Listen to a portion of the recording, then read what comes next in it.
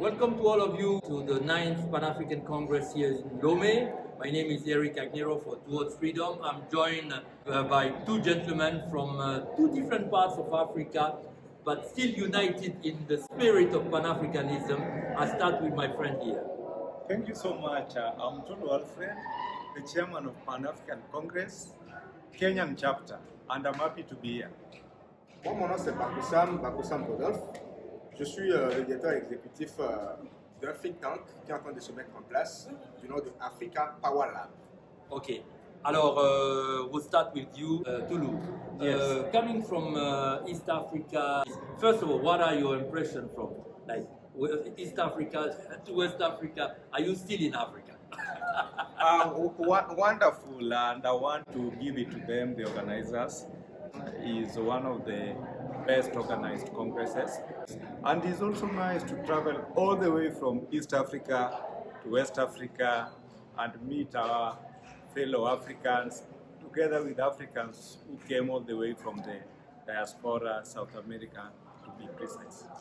Alors, cher ami, quels sont vos sentiments au moment où vous recevez toute l'Afrique et toutes les Afriques ici à Lomé? Le sentiment qui m'anime, je me réjouis de la qualité des discussions, mais le plaidoyer reste le même. Il faudra à un moment donné que les principaux responsables, les principaux dirigeants de nos États puissent dépasser, vous allez m'excuser un peu le terme, cette hypocrisie pour intérioriser véritablement les questions qui intéressent l'Afrique. Et c'est seulement à ce prix que toutes les discussions qui ont été conduites depuis lundi pourront véritablement être réalisées. Donc je pense que, vu des Africains, tracer des chemins, tracer des voies dans lesquelles vraiment, si nous nous mettons, l'Afrique va véritablement parler et se faire entendre. Tulu, Yes. one of your interventions were on the image that Africa projects and how this image could be improved. What is your take on the projection of Africa in the world, but Africa also inward? So as we move forward in terms of how we are going to project Africa, I see positiveness, I see a better image going forward, but I know that we are going to face challenges. Africa must now reinvent itself, rejuvenate itself, but more importantly, takes its position in the world. How we are going to do this? We are going to start by reaching out to the institutions within the continent, especially African Union, to ensure that policies, resolutions that are going to be passed in the African Union are implemented. We are going to have a committee that is going to follow up to some of those resolutions. This one we must do so that Africa takes its role in the global world. If you don't do this, it is gonna be another talk show. And I don't think I want to be part of the talk show going forward. So let's identify one issue that makes us not move forward, and then according to you, how we can save that. Je pense que ce qui fait, c'est que les États africains peinent à ce jour à parler d'une seule voix.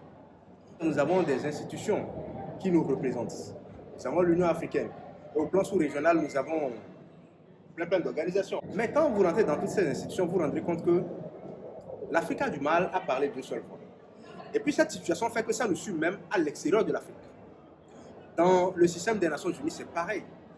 Aujourd'hui, il est question de voir dans quelle mesure l'Afrique ou les pays africains pourraient être représentés au sein du Conseil de sécurité.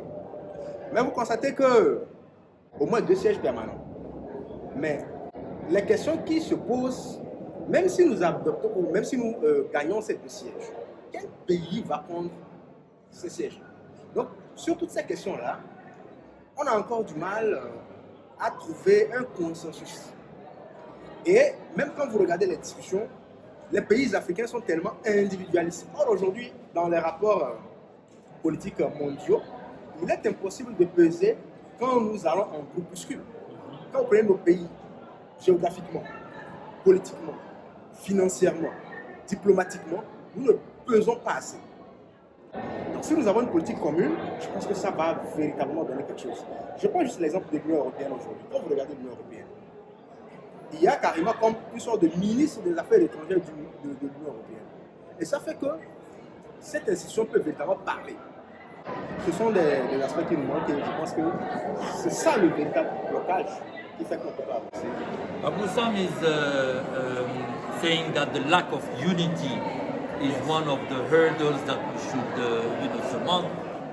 What do you agree that is the main issue, or what is, according to you, the issue that you would like to see resolved quickly, you would like to see addressed so that we can really move forward? The biggest challenge you are facing is leadership. Africa is the country. These other 54 countries, to me, are provinces. So the problem is that each country wants to have a flag. Each country wants to have a currency. So for me, let the leaders be put in some room, face themselves, and be told the truth that those are not nations. They are provinces of Africa. So for me, the first thing that we must sort out urgently is leadership. I told the Minister of Senegal yesterday that it pains me when he goes to AU representing Senegal. That is why today, when I was reading news in the morning, I realized that Kenya had signed a deal with the US worth 200 billion Kenyan shillings. That one should be around 20 billion US dollars or thereabout. Uganda was given slightly more. Why can't we go to US as one nation? Because when we go on in US as a one nation, then we have higher bargaining power. So to me, the first thing is that we must sort out leadership.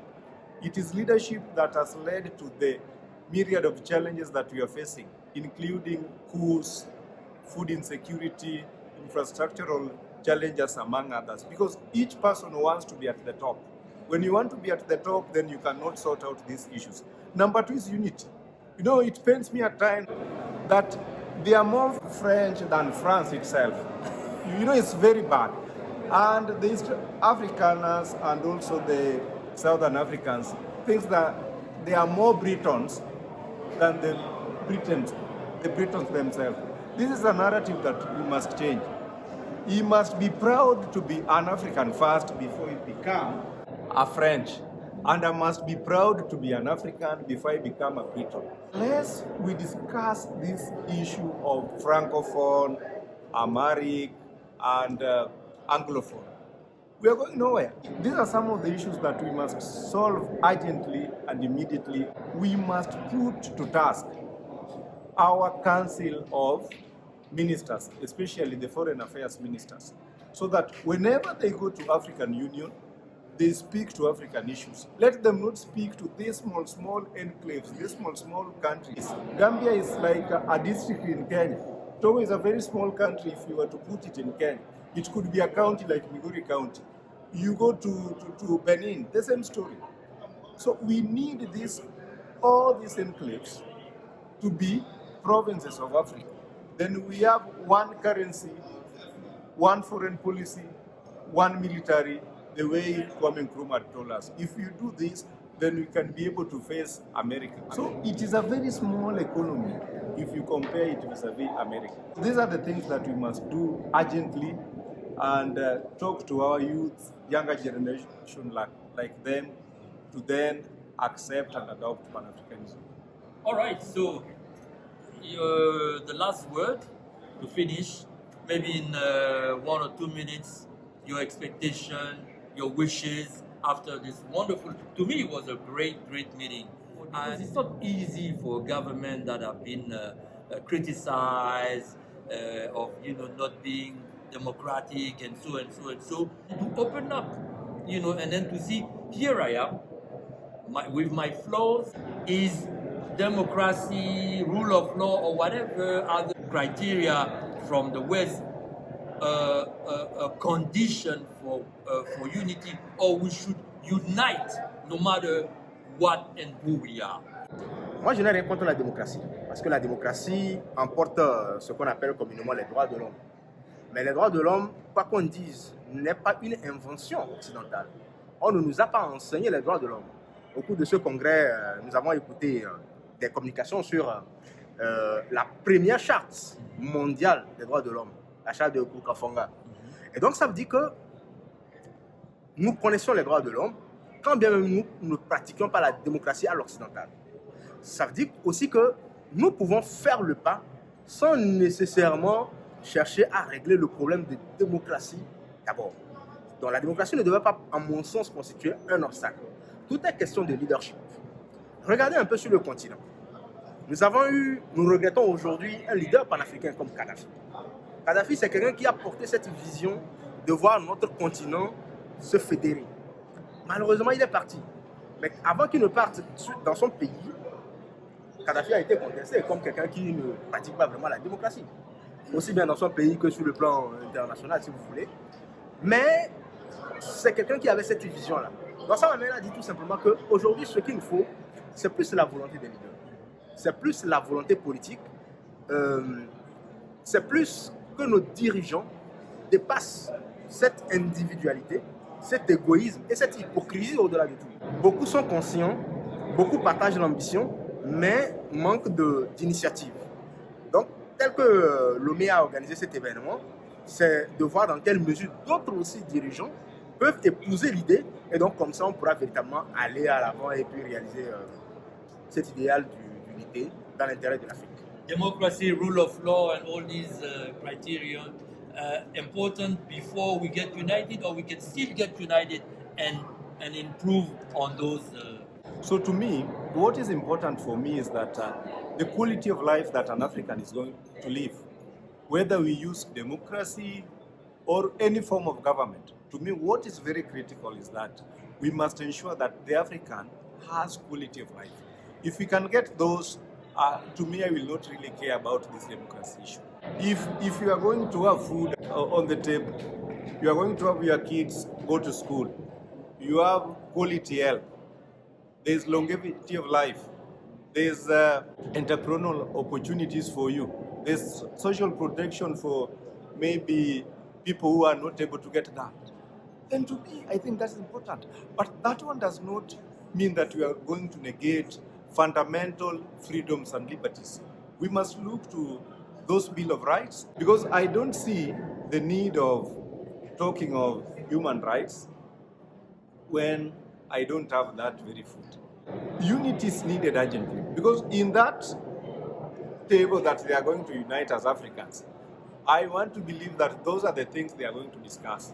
Because even among themselves, they must be democratic to choose one of them to lead. This one was a very nice, organized, coordinated conference. There were very, very few East Afrikaners and South Afrikaners as compared to delegations that came all the way from South America. If they want to probably unite with South American before Africans within the continent, then we are not gonna move, because you need East Afrikaners, you need South Afrikaners to unite first before you go outside. We'll close with this wish of bringing all Africans to the Pan-African spirit. Yeah, you're right. People above Limpopo came more than the people that are underneath Limpopo here. Thank you very much. We were here at the 9th Pan-African Congress with those two gentlemen representing two sides of Africa are here to show that we are one continent, and then we command also the presence of the diaspora, the Africans that are around the world. Africa is not a continent, Africa is the world. Thank you.